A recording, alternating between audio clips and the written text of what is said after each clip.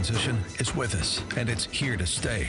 Global economics, technological changes at the speed of light, and social values that are changing faster than any time in the past. To help guide you along your journey in this fast-changing life, the show with a purpose: to empower, to enlighten, to educate, and to entertain. The show that offers you a friend, a guide in the most transitional time in the history of the human race. And now, ladies and gentlemen, here's your host, Steve Beaman. Hello, my friends, and welcome to this edition of the Steve Beaman Show. Together with my co-host, Carol Parisi, my dear friend, we are happy to be with you and present to you another, we hope, piece of good information that can edify your life, help you become a little more empowered and a little more joyful as you transition down this thing we called life. It's been a very busy week, folks. Frankly, I've been on a summer vacation with my kids, so it's been a little different for me, but we're going to share some of that with you. We've got a nice program in our Master Your Mind. We're going to be talking about the intellectual path and some of the most important things that we need to know as a nation. We're going to share some things that will shock you for sure, but they're important. And in our Master Your Words, we're going to come down, and we've got an M word for you. Stick around for that, because it's a word that if you bring it to heart, can actually help change your life. And in Master Your Money, we're going to talk about high-frequency trading, because it's dominating the markets that you and I invest in, and we think everybody needs to understand that game. So, Carol, it's once again, we're on the road to bring people a little better life. Well, I'm so excited. This is going to be a great show, and I know just a little bit talking before the show when we got here to the studio this Sunday, we talked about a lot of different things. Indeed. And my favorite thing that we talked about, almost, there's a lot of them, but the sweetest place on earth. Oh, yeah. I loved that. So let's hear a little more about your sweetest place on earth, Steve. Well, this was a nice chance. I actually took a vacation with my kids, and we flew to Hershey, Pennsylvania, where my son plays in one of the bands there. You flew. Yeah, I flew. Which is pretty cool. It's fun, and we've got some things we can take away from that on the intellectual path for sure. But yeah, it was a wonderful chance to bring my kids together and watch my son perform, which is always a great pleasure, but just to enjoy the time. And all of us have, summer vacations with our kids. We hope you can go somewhere nice and bring a memory home. This presented certainly memories for me, and I'm very, very happy about it. Yeah, making memories. That's what life's all about. And you know what? A staycation is a good thing too. I mean, if you just go with your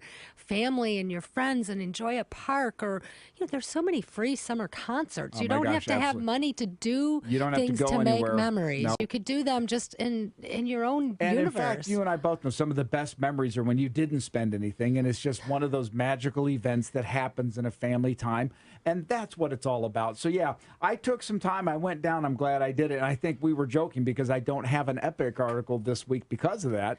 Because you were busy. Well, I had other things to do for once. Priorities. Family should be a number. I mean, priorities. That's a cool thing. So I want to, the sweetest place on earth. Yeah, that's Hershey's moniker. It's all built off Milton Hershey's dream of an ability to serve his employees. It's actually a unique company. Wait a minute. He was a businessman that served his employees. Yeah, Milton that Hershey certainly is one doesn't of these, fit with a certain type of narrative of greedy he's businessman. a unique guy. He had no kids.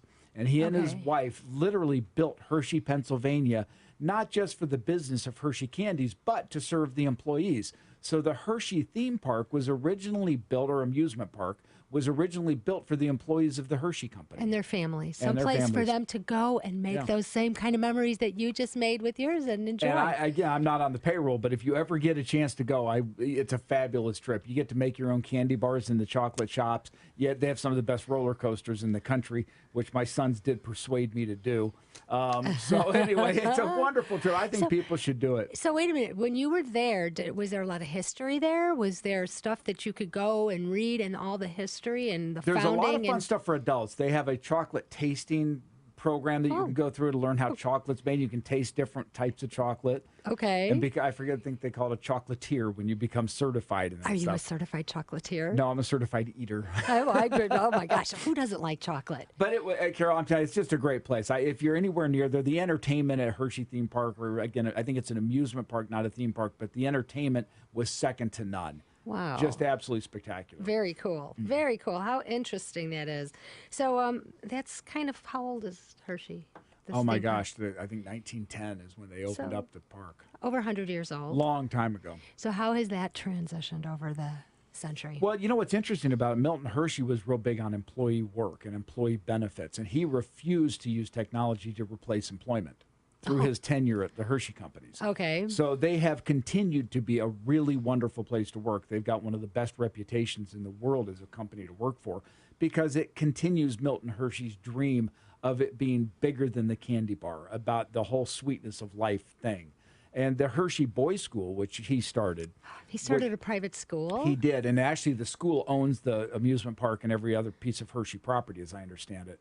So wait a minute. The school. So is the school free for? It is, and they give kids scholarships when they leave. I mean, it's a really nice thing for kids who need the most help. So it's a wonderful place. I think people should go. Oh, I love it. I love it. Well, you know what I love more about it? It's that entrepreneurial spirit of Milton Hershey and that great big vision of taking his gift and making it benefit others. You know, my favorite part of it, and anybody listening is going to understand this, but the best part of my going there this week, What? I didn't have to watch the convention.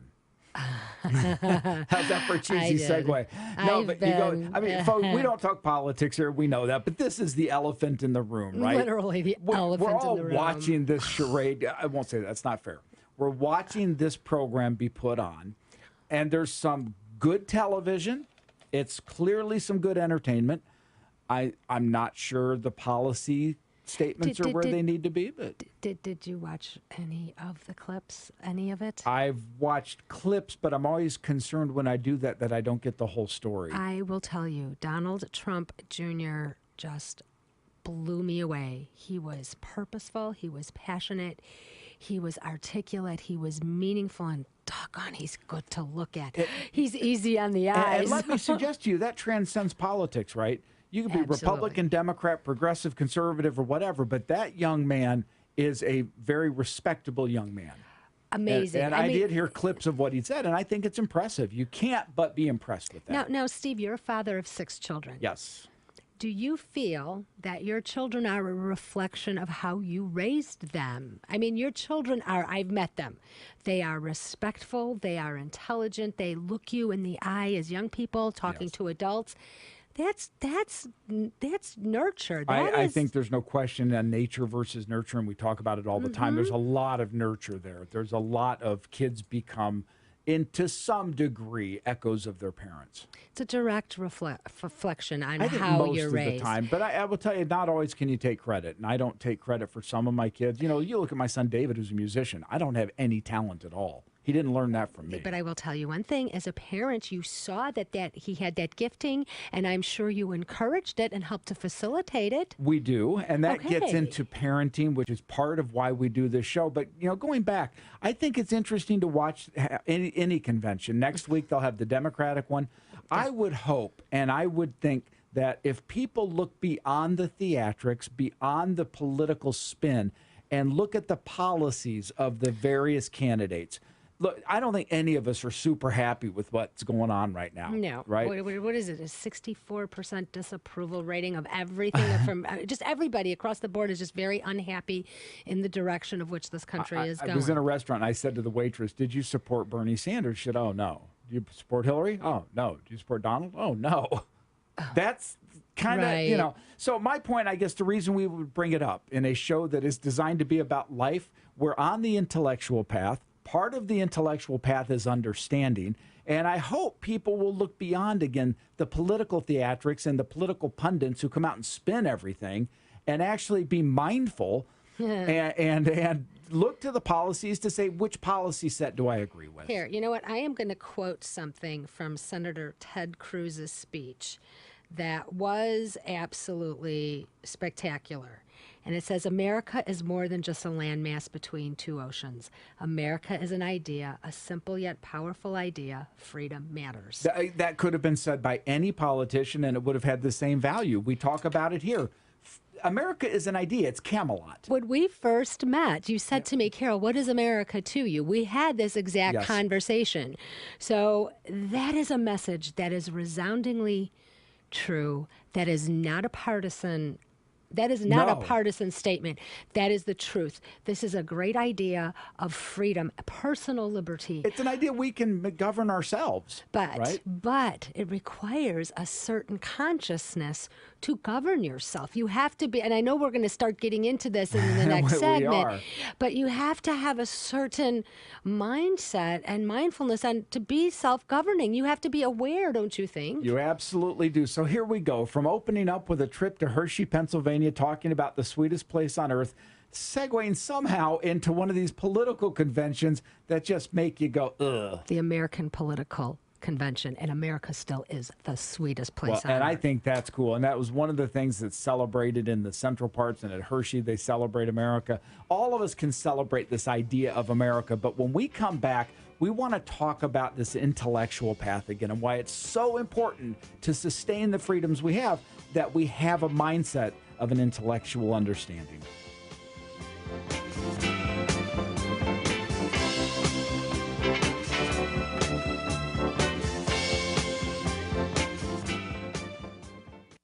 Hi friends, Carol Parisi here. If you're like me, you're always on the quest for improved sleep and more energy. I discovered the secret to getting this. It's tart cherries and their restorative powers. It's been found that tart cherry juice, like the Cherry Bundy brand, could help to relieve aches and pains, provide faster muscle recovery, and help you get a good night's sleep. The science shows that tart cherries and Cherry Bundy are rich in antioxidants that help reduce inflammation in the body. These antioxidants also work to reduce exercise-induced oxidative stress to help your body recover faster.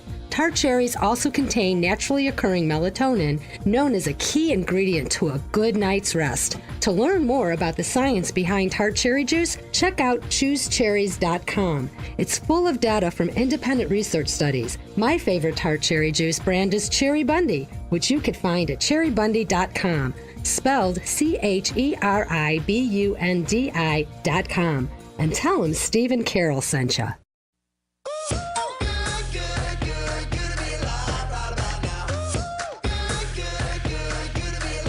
Hello, everyone, and welcome back to the show where we throw behind us this talk of the convention and we move forward to master our minds and talk about the intellectual path. And, you know, folks, this is something I've written, I think, 100 and something, 20 articles about the intellectual needs of a nation. And what we're going to talk about today is one of those. Well, exactly. And this is from your Steve Beaman Insights. Yep. This is the intellectual path. And it goes back to freedom, the need for individual awareness. Our nation depends on it. That's the title of this article that you wrote. So, Steve, here, questions from the article. What is the intellectual path? Why is it important? How can we improve it? Okay, we go back when I started doing all this stuff, and people said to me, I don't quite get it. What do you mean intellectual path? Right, and there are 5 paths. Do we want to go over those again before we... Yeah, we can talk about the emotional path, which most people get, the physical path they get, the spiritual path, the financial path, but then there's the intellectual path. It's kind of a catch-all because which of the others work without an intellectual driver? But it is of its own essence. And in this article, it's just suggesting that many years ago, you could focus on your own life and you could live in the vacuum of your own life and not be overly concerned with what was going on around you. If you were a parent, you didn't have to check the school curriculum. You could trust that that was pretty much what you grew up with. Do you really think so? Do you I do. really? Okay, now why do you say, why are we in such a transition that's here to stay? I mean, this transition, obviously, that we're talking about of, years ago, parents didn't have to. Right. This is obviously a transition, like you say in our opening. It transition's here to stay. Why do we have to be more diligent as parents now? It's hugely important. And what's happened, whether you're a parent, a grandparent, or even a student coming up in this, the rate of change in our culture has accelerated dramatically the last 10 years. It's been changing. Bob Dylan, right? Times there are changing. Yep. One generation always changes to the next. But what we've seen is a curve that is accelerating up because of social media, the 24/7 news cycle, all of the news at a glance in an instant at the speed of light. All of that serves to change cultural mores and cultural values.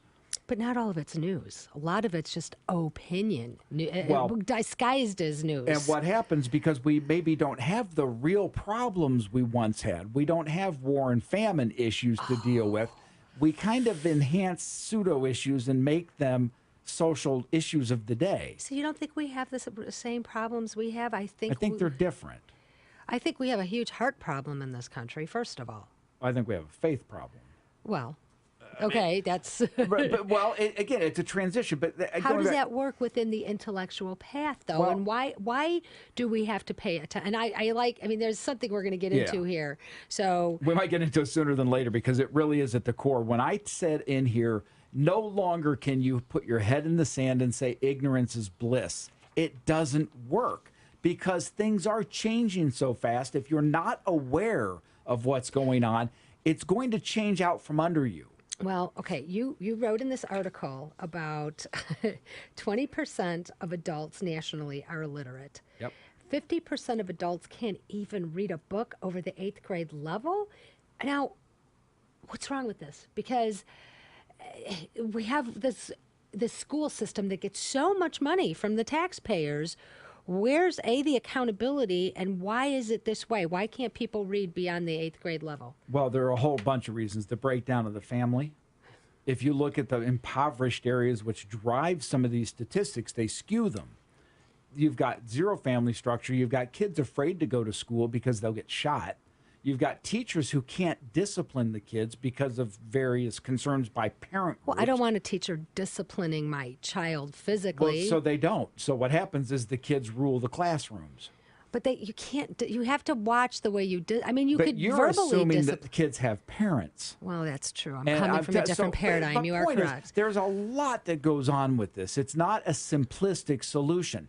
But I think people need to be aware of it because we are seeing America lose its literacy rate. We're seeing America lose its ability to collectively understand the issues around us, and it's creating a dumbed-down nation. And again, I hate to go back to that convention, but we're not getting the kind of candidates most of us would want. We're getting soundbite candidates, reality TV candidates, candidates who can come out and speak, but they can't do anything. So we've got a real dangerous situation we're building. Okay, we have this wonderful idea called America. And I feel, I mean, the foundation of our future are our children. Okay, Whitney Houston said it in a song. I believe the children are our future. Well, teach them well and let them lead the way. Right. I mean, okay, so I'm plagiarizing Whitney Houston's song. Actually, you credited her, so it's not plagiarism. But, Steve, I am very, very confused on why 20% of adults are illiterate. There are so many tools people can go online and learn phonics because for you free. assume they want to be literate. Well, now there, you just said something. There's that desire to be better. You've got to want in life to get. Desire. And when you're fed by a television, you're fed by a computer screen, you're fed by technology, it masks over the fact that you don't have the understanding. In fact, going back, we were talking earlier about me flying. Right. When I learned to fly 20 years ago, we learned how to use maps and compasses and fly by sounds of the engine, all the non-technical analog things. Basic things that you could see and feel that are tactical. Forward, it's all electronic, and you don't always know how that works. So you're taught differently. But what happens when that stuff doesn't work anymore? Why don't we just get back to foundational basics? Well, what's happening is one of the fundamentals is reading. We don't read anymore. Oh, well, you know, here, they're not even teaching children how to do cursive writing anymore because They would everything's argue done on it's the computer. passé. But you know what? We're old, right? Well, you know what? I'll tell you, we were the beginning. We're not that old. We were the beginning of this fundamental transformation, if you will, because I remember learning how to read with phonics or the new reading, new math. A lot of kids, it discombobulated their brain. It was not helpful. They can't spell because you learn how to phonetically read. Right. No, the fact of the matter is, again, go back to the fundamental theory of this show. The world is transitioning faster than ever out from under us. And yes, times change. You know, the younger generation will always say we have answers the older generation doesn't have. And the older generation will always say, well, I liked it better when I was my age, because we all have the good old days. But now this change is happening intergenerationally, and folks need to be aware of it. And that's, if you would read that story from a teacher or a family, or it was a school board meeting in Arizona. Well, here, I like, I'm going to just predicate it here. You wrote here, the blame isn't solely on the shoulders of American teachers, school administrators, or even politicians. The blame is on us, we the people. So here, recently, a parent attended a school board meeting to complain about a book that was being used to teach a required course for her third grader. During her testimony, she used several four-letter words, which then prompted a school board member to say, I have to ask you to refrain from using that type of language in here. To this, she informed the school board member that her language was directly out of her child's school book. Yep. And you wrote, ignorance is not bliss. It's You know what your it's not what it used to be. Again, these things in 30 years ago, parents didn't have to worry about the school books because they were the same books they'd used for 50 years. Right. We're now changing these things every 4 years. Whatever that number is. I mean, but it's constant. And so parents are being blindsided by reading their the new math stuff and the whole, What about our history books? Well, and most parents, if they're our age, and again, I'm 54, you start reading history books today, you say, wait, that's not the history I was taught. That's not the history I learned. And it's not only not the technical history I was taught, it's spun in a way that is completely controversial to the way I was taught. So what you're saying is ignorance is really not bliss. It's not. And anymore, as we look to our lives, we cannot be fulfilled if we don't consciously embrace an intellectual development. Learn something new from some new source every week. Learn something new, something to make you a better person, a more involved person, especially as we come into political seasons. Don't buy into the lies of the political class. Look to what they really mean. And if you find none of them tell the truth, fine. That's why we have a financial path, because we want you to be prosperous and not need them anyway. Right. How about it? How about it?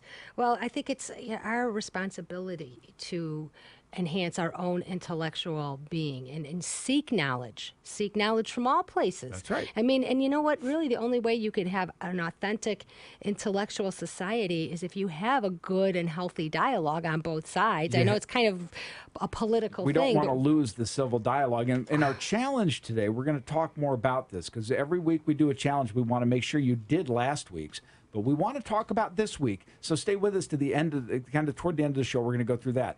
When we come back, though, we always have that special segment where we're going to introduce you to a very important word, a word that can change the very meaning of your life. Oh.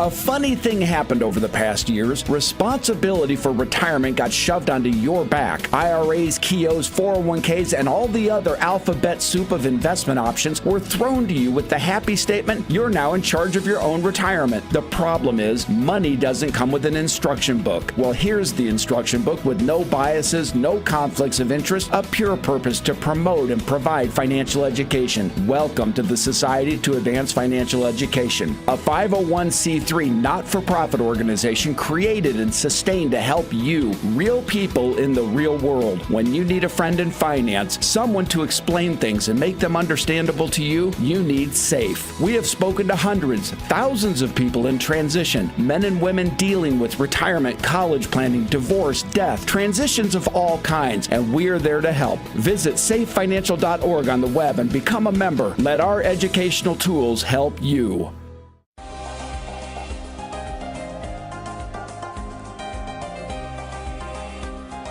Hello, everyone, and welcome back to this segment where we're going to master a new word. That is the Yanni music in the back that makes you kind of contemplative. I love that. I just love that music. I seriously, I could listen to that all the time, and it actually makes me feel alive. Well, if nothing else, if all this else fails, we'll become DJs and we'll just play Yanni music and all the positive music all day. Dance. But we Carol, could dance. what is, as we are now on the M word in the alphabet, what's our M word? Well, there for were the a day? lot of M words that went through my brain. Oh my gosh, but, memory, magnificent, well, mentoring. mental. Mental, stop it. Okay, this week's word, the M word, is mindfulness.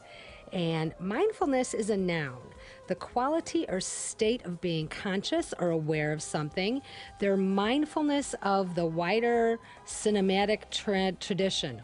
But a mental state achieved focusing on one's awareness on the present moment while calmly acknowledging and accepting one's feelings, thoughts, and bodily sensations, used as a therapeutic technique. So there you go. I like it. Now, it's not thoughtfulness. No. Thoughtfulness, I think, is more others driven, where it's like you're being thoughtful of someone else's circumstance. But when I'm mindful, I'm within my own abilities. Yes, and that has to be taken in a balance too. There's also that meditative and contemplative state. That's where I was going with that. Because if I'm mindful of all that's around me and all that's affecting my life today, maybe I can be a thoughtful, intellectually driven solution to the problems I have. Absolutely, absolutely. This is a mindfulness based on cognitive therapy in adolescents. Researchers are studying how cognitive therapy that uses mindfulness techniques such as meditation, quiet reflection, and facilitator-led discussions may serve as an adjunct to pharmacological treatments for youth with anxiety disorders. So it could also be an alternative and help facilitate not having to take mind-altering drugs, where you could go ahead and contemplate and change your... So it would suggest that if we're at peace with ourselves, we might not need to be doped up? How about it? And that's not to say there aren't people who don't need drugs. I get that. But for many of us, if you're feeling a little down or you're feeling a little anxious on the other end of that spectrum, taking a little time in your own meditative state to think through your issues can do a world of help. Well, and here's a little clue, too, that I got from something that I was studying. Depression is focusing and ruminating on the past. Yep. If you're anxious and feeling anxiety, you're ruminating on the future. And I think as a collective America right now, I think collectively we are suffering from a lot of anxiety. And depression. I think we are. I think a lot of Americans right now are sitting going, remember the old days when we didn't have all these issues?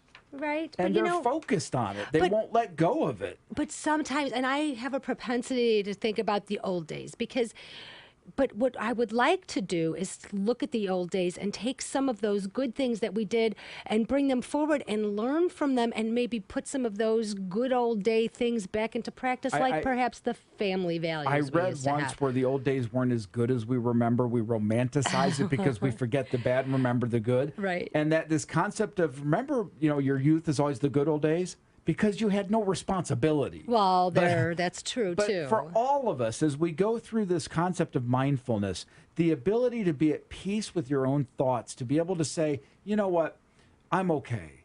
I have to deal with things. I have issues to work through, but I can.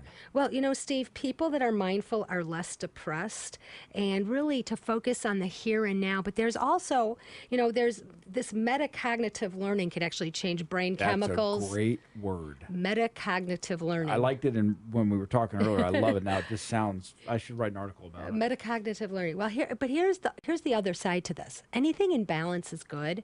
If you're going to sit there and just ohm out and think about yourself and your whole life and you start getting out of balance and becoming very me-driven. And you lose some of that thoughtfulness and that service for others, too. And I'll tell you what will happen then really, really quick is you'll get depressed. The most depressed people I've ever met are focused on their own problems so much they forget that there's a world around them, too. Well, there is nothing like being involved in your own stuff, but then seeing somebody who's even in a different situation and harder, and to help them lift them up, because you know what? All of a sudden you start doing things that you didn't think you can do. It helps you. There's funny wisdom in kids' things. Many of us, I'll say, remember Charlie Brown when he felt depressed and he went to see his psychiatrist, Lucy. And he gave her a nickel, and she shook it around and got all happy. And she said, there's nothing wrong with you, Charlie Brown. You need to belong. You need to do something. He needs to come out of himself. So, yes, being mindful is a healthy way to be in tune with what we're thinking and feeling, but not to a point where we become self-centered. Well, I just, ask yourself. You have gifts. Everybody has gifts. Ask how you could mindfully bring your gifts to the world so that will create value and help others and help yourself. I heard once, and I think it's a true statement, that the Lord doesn't make mistakes. So if you're listening to our voices right now, the Lord made you as a unique individual with gifts no one else has in your combination. If you can get a handle around that and learn to give it to others, you'll find an enormous amount of joy and happiness comes from that. And after all, what was the name of that book I was going to do? Happiness and Prosperity in the 21st Century? Mindfulness is part of that. Well, it is. And there's several different kinds of mindfulness. Maybe we'll touch on this again at some point. Maybe our next Mindful Talk will be about money. So we'll do that when we come right back.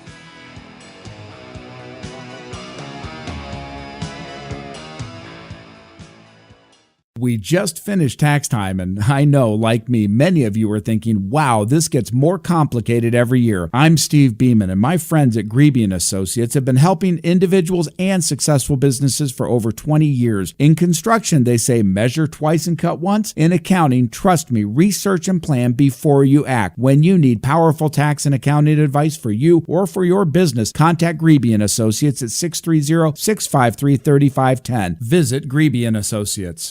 Now, back to the Steve Beaman Show for insight on your money and the nation's financial future.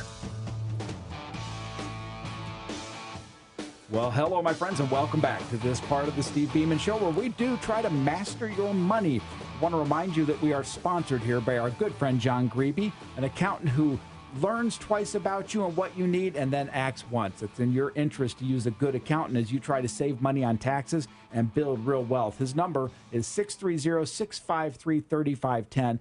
We're also sponsored by the Society to Advance Financial Education, not-for-profit, there to be your friend in finance. So visit both of those companies, John Grebe & Associates and the Society. And don't forget to drink your Cherry Bundy. I almost forgot to mention that. Thank you for bringing that up, because I drink it every day. I don't know what I do without it. Loving the Cherry Bundy. My husband's starting to drink it every day. It's addictive. Loves it. Yeah, it's Says it's delicious. So we're going to talk about something that's, for the institutions, it's a big thing. Most people don't really understand what it is. Okay, what is this word again? High-frequency trading. Okay, high-frequency trading. Right. I know high-frequency on my stereo system. Right. What is this high-frequency? Information has always been the key to investing, right? Okay. Back in whatever year it was, the San Francisco earthquake happened. Okay, 1919 maybe. There was a guy in San Francisco by the name of Edward Hutton. Is that EF? No, it wasn't. Just the same name. Total coincidence. Okay. He happened to own the only telegraph line that existed between New York and San Francisco after the earthquake. Oh, wow. First wire he sent out was to his broker. Short all the insurance companies, buy all the building supply companies. He then contacted the government, right? Back in the old days, they used carrier pigeons. The Rothschilds made their money using carrier pigeons to carry war news to the banks. So information is key. Okay. As we've created more and more technology, information's moved faster and faster and faster and faster. Right. When I started in my financial company, Chicago Investment Analytics, we were the first generation using computer data to capture movements in the financial markets. Okay, specifically if this is proprietary No. information, what do you mean by computer data? What would Company you look financials, earnings statements, balance sheets, the fundamental stuff that companies produce every quarter. Okay. They computerized it, and we now had it in computer form. at? Okay. So now, you just threw me off because you threw me a note. Okay, but you're talking about computer data Thank and you, basic things. Yeah, Go and ahead. So what happened is we've moved forward through the last 20 years. Computer technology has advanced to the point now where information is important to investors, institutions, down to the nanosecond. Okay. So what these high-frequency guys do is they play in price discrepancies between markets. On this, any stock, any investment, anything has a price. Okay. That price is different to different people. So you might have a share of stock in ABC company that's worth $10 in California, but maybe the investors in Tokyo think it's worth $10.25. Okay. Wait a minute. Why? Why would Maybe they somebody's just have a different perceived value be different? We'll talk about this. Is what you brought up? You brought up Pokemon. Right. The hit on Nintendo stock, which has gone crazy. People who are familiar with Pokemon may value Nintendo stock more than those who don't. Okay. Well, what happens? These high frequency guys use technology to capture infantile, whatever that word. Infinitesimal Thank or something you. like that? I'm thinking about kids. But, Kids. but infinitesimal differences in prices.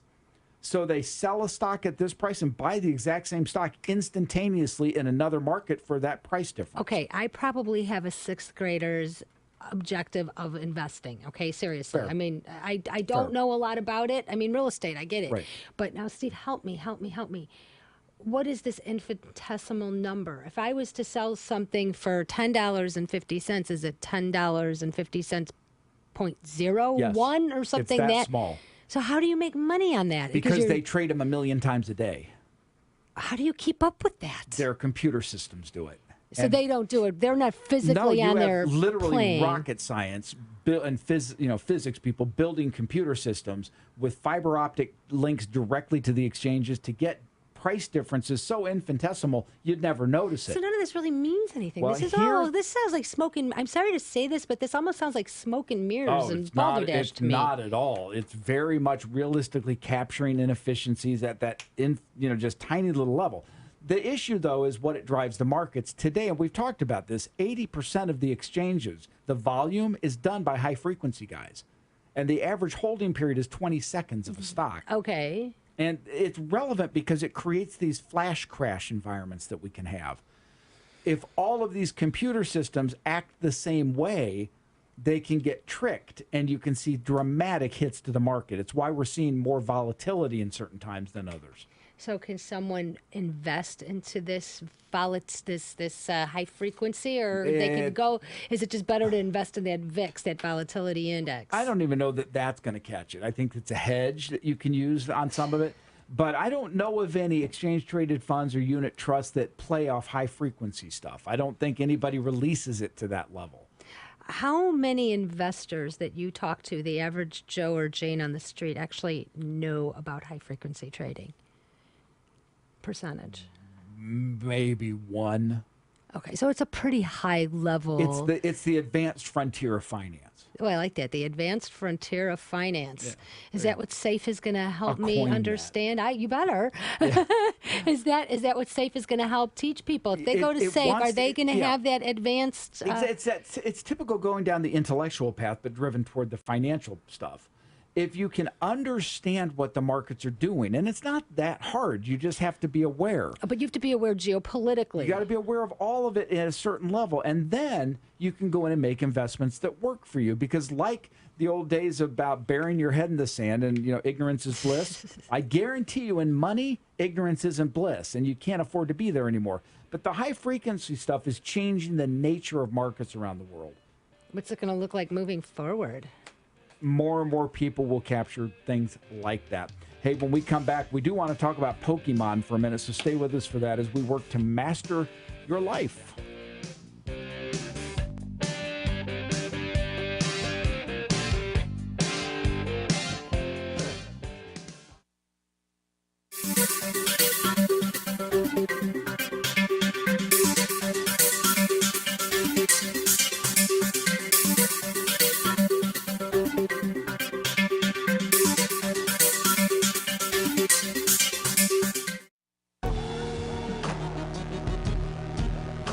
Welcome back to this great edition of the Steve Beaman Show. This is Carol Parisi and Steve.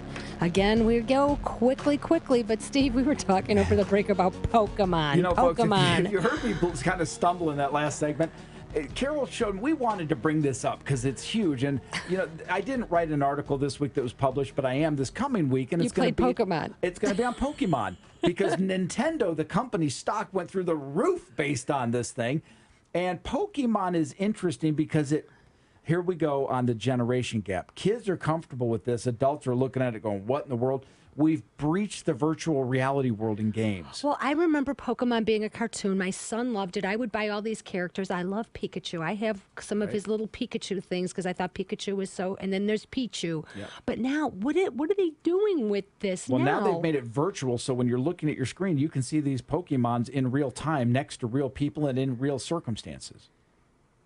So anyway, we're going to write an article about it. We'll have that for you next week. I can't wait to talk about this next week. Hey, this has been an interesting week. Again, I thank everybody for listening to my little monologue about my trip with my kids. We had a great time down to the sweetest place on earth, and I hope that someday you'll get a chance to visit. And then we did go down the intellectual path again, where we're going to do, I think we agreed 3 weeks on each path. Yep. And then we'll move the next one into the emotional path. That'll be fun because that's an area we both feel very strongly about. Yep. And then in the Master Your Word, we went through mindfulness, which is huge. And just think through. And let's take that right now and go into our challenges. Well, let's go. Last week's challenge. Are you mindful? Were you being Yeah. mindful Yeah. of living life? We talked last week about this idea of kind of existing or living. Right. And grasping life for all its fullness. And we ask everybody, like we do every day, to think, am I living or am I just there? It's called the joie de vivre. That's French. Joy of life. Joy of life. I like French food. I like escargot. Yeah. Snack. Anyway. So this week, we would ask that everybody is mindful of their circumstance and takes just a little extra time to become mindful of those things that are important to them. You know what? And two, in your mindfulness, it's not just you can meditate. That's a great thing if you can have the tranquility to do that. But when you act, take mindful action. Make your thoughts, hold them captive. Your mindful thoughts, your words. And you know what? If you're exercising, put that mindfulness in your muscle. That's going to help you.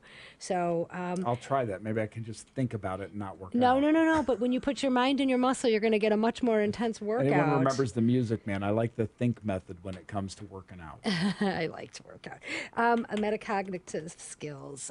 Now, Steve, we talked about that wonderful high frequency trading. So it was, I think, an important show, as we try to do every week, to give you content you need. But we do want to say thanks to our sponsors, of course, our friends at Cherry Bundy, who produce one of the finest energy drinks, health nutrition drinks. It's just good stuff. It tastes good. It works. It gives you energy. It helps you sleep. What more do you want? And if you're not seeing it at your stores, go in and ask for it. Go into the stores and ask for Cherry Bundy. Or write Steve at stevebeaman.com or Carol at stevebeaman.com. Don't hesitate. We do love to send the stuff out. Thank you for all of you all that we've been sending it out to, and I'm so glad to hear you all are having some great results with it, We too. do want to thank the Society to Advance Financial Education for their support and the people who support them. It is a not-for-profit, so it's donor-supported. And the people who believe in financial education put their money into that because they believe in it so that it can provide financial education to everybody involved. Well, and Grebe and Associates, too. And John Grebe, who's one of the finer people I know, and he's a tax accountant out in the Wheaton area, 653-3510, I think is his number. I believe so. And all this stuff you could Facebook page us, Facebook friend us, the We'd Steve love Beaman to have Show. the fans on the Facebook page, and we do want to say thanks to our producer, Jim Thompson, who works so hard to keep us going and put continuity to the program.